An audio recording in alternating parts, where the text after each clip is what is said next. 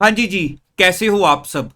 तो ये जो इन्फॉर्मेशन आप देख रहे हो, ये मैंने आपके साथ जो लास्ट वीडियो शेयर की थी कि 50 डेज में ये गारंटी आप मुझे दो कि आप, जैसे मैंने आपको बताया था कि 3-3 दिन का सेट बनाकर अगर हर 3 दिन के सेट में आप एटलीस्ट 20 मार्क्स का भी पेपर की तैयारी करने की कोशिश करो कि 3 दिन में मैं 20 मार्क्स की तैयारी करूं, फिर 3 दिन में मैं 20 मार्क्स की तैयारी करूं, तो अराउंड आप 300 मार्क्स की प्रेपरेशन फिर भी आराम से कर लोगे। और इतने सारे बच्चों ने वहां पे गारंटी दी है, अपनी तरफ से प्रॉमिस किया है, मैं बहुत खुश हुआ। लेकिन एक आधा मैसेज ऐसा भी था, मुझे पता है ये तो होना ही होना होता है, कि अगर सारा हम सिलेबस नहीं तैयार करके जाएंगे तो पेपर का लेवल ऐसा आता है कि ये पास नहीं हुआ जा सकता आज के टाइम पर। यार देखो, मेरी सीधी सी बात है, मेरा पर्पस क्या है। देखो, पहली बात, मेरी वीडियो को पूरा सुनना। मैं यहां पे आपके साथ कोई भी ऐसा कंटेंट नहीं लेके आता हूं कि मैं बस 10 मिनट की वीडियो बना दूं, टाइम पास कर दूं।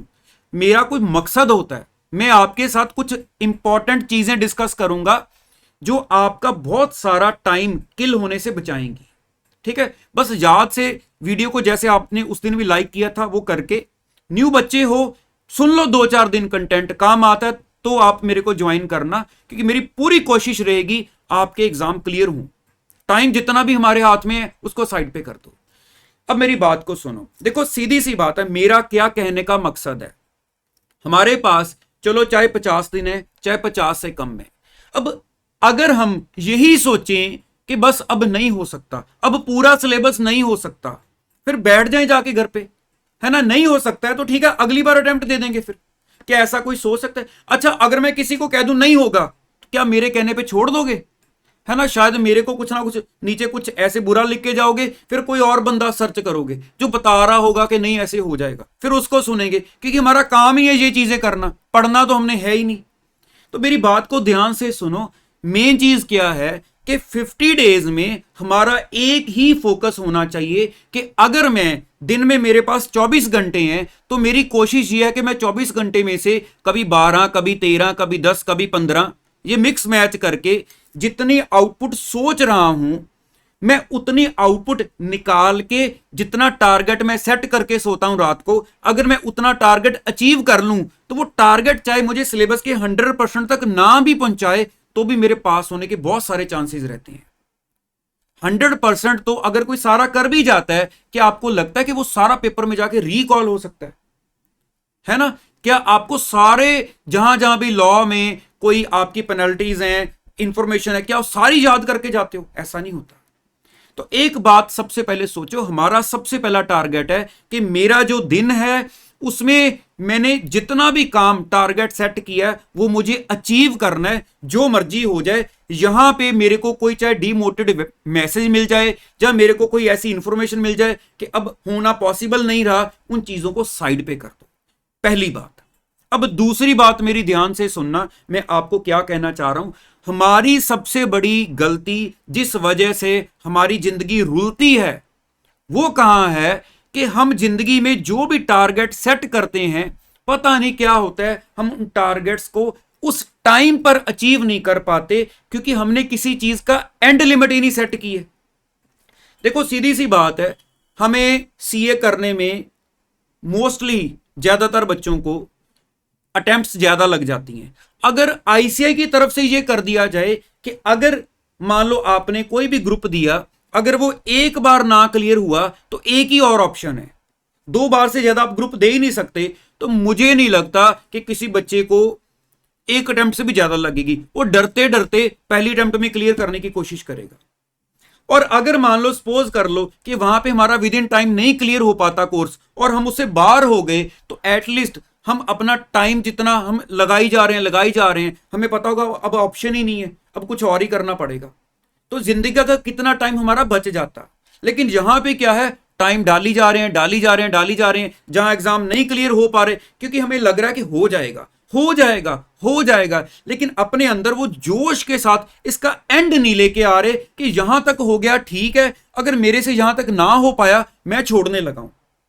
अगर ये सोचेंगे इसके बाद मैंने नहीं करना, जो मर्जी हो जाए, डिक्लेयर कर दो, सबको बता दो कि इस बार हो गया ठीक है, वरना मैं छोड़ दूंगा, फिर देखना इतनी इंसल्ट से बचने के लिए इसी बार करके छोड़ेंगे। ये टारगेट हमें सेट करना पड़ेगा, ये हमारे ऊपर हमें ये बंदिश लगानी पड़ेगी।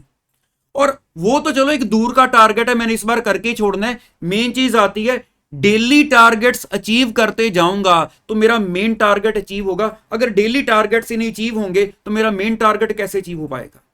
अब डेली टारगेट्स अचीव करने में भी कहां प्रॉब्लम आ रही है वो मैं आपको बताने लगा हूं। कि मान लो मैंने सोचा था कि मैंने ये कल के दिन में, देखो टारगेट जरूरी नहीं होता आप इन आवर्स सेट करो कि मैंने कल 12 घंटे बैठना है, या ये भी जरूरी नहीं है कि मैं सिर्फ सिलेबस ही सेट करूं कि मैंने कल 2 चैप्टर करने। दोनों चीजों का मिक्स मैच चलता है, ये आप समझते हो है ना।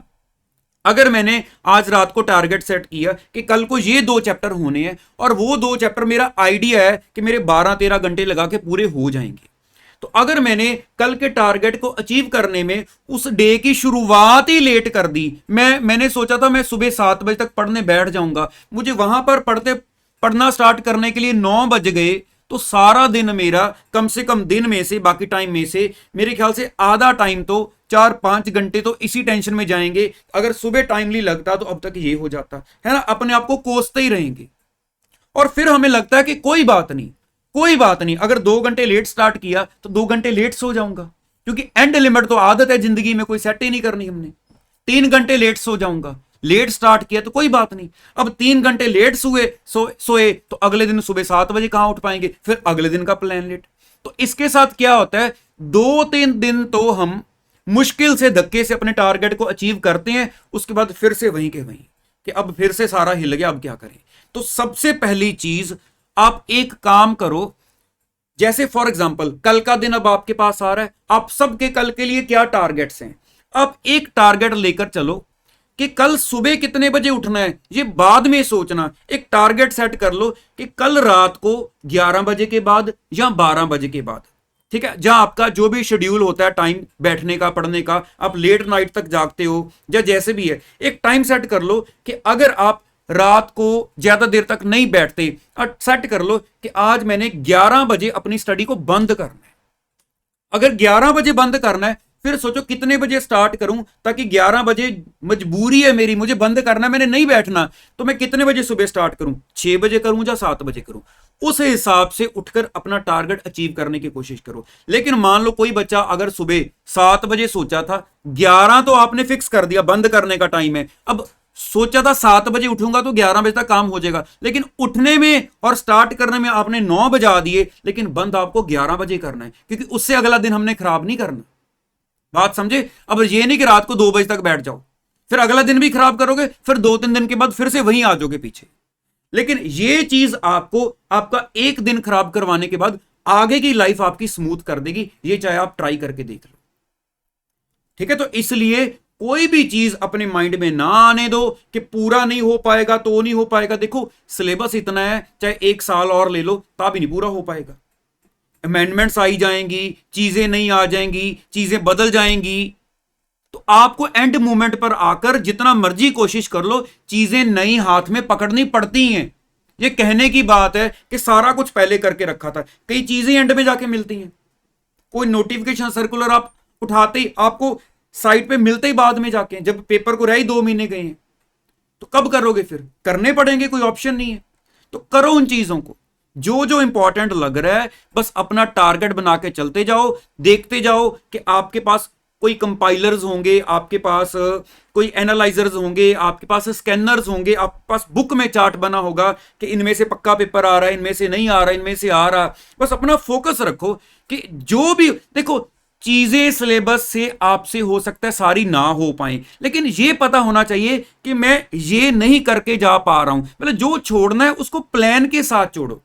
ये नहीं होना चाहिए नहीं हो पाया तो छोड़ो, प्लान बनाओ कि इसको बाद में देखता हूं, ये शायद मेरे से ना हो पाए, कोशिश करूंगा, अगर शायद ये ना हो पाया तो इसके सिर्फ स्टडी में 4 क्वेश्चन है उतने ही देख जाऊंगा, अगर उन 4 के ऊपर ही बेस्ड कुछ आ गया कम से कम पास तो हो जाऊं। बहुत बार ऐसा हो जाता है, लेकिन बात खत्म एक ही जगह पर होती है कि डे की आउटपुट मैक्सिमम रहेगी। नहीं हो पा रही तो मुझे बताओ क्या रीजन है, वो साथ में बताओ यार, मैं आपको बताऊंगा क्यों नहीं हो पाएगी। सब कुछ होगा लेकिन करो, बस करना है, ठीक है, मतलब इसके लिए हमें सिंपल मोटिवेशन हमें चार्ज नहीं कर सकती कि मैं कोई स्टोरी सुना दूं मोटिवेशनल, जी उसने ऐसे किया था। यहां पे हमें अपने टारगेट्स अचीव करने हैं, टारगेट अचीव करोगे डेली मोटिवेटेड रहोगे। बस आज मुझे इतना ही कहना था, मेरे ख्याल से आज सफिशिएंट है कंटेंट। बाकी जो भी आपके माइंड में विचार आ रहे हैं, प्रॉब्लम सिचुएशंस आ रही हैं, मेरे साथ शेयर करते जाओ और आगे बढ़ते जाओ। टारगेट्स अचीव करते जाओगे तो खुशी खुशी बताते रहना, नहीं अचीव होंगे तो भी बताओ, जो मैंने आपको 3-3 दिन के हिसाब से बताए थे, मैं आपको उनको अचीव कराने में पूरी कोशिश करूंगा। All the best, thank you so much.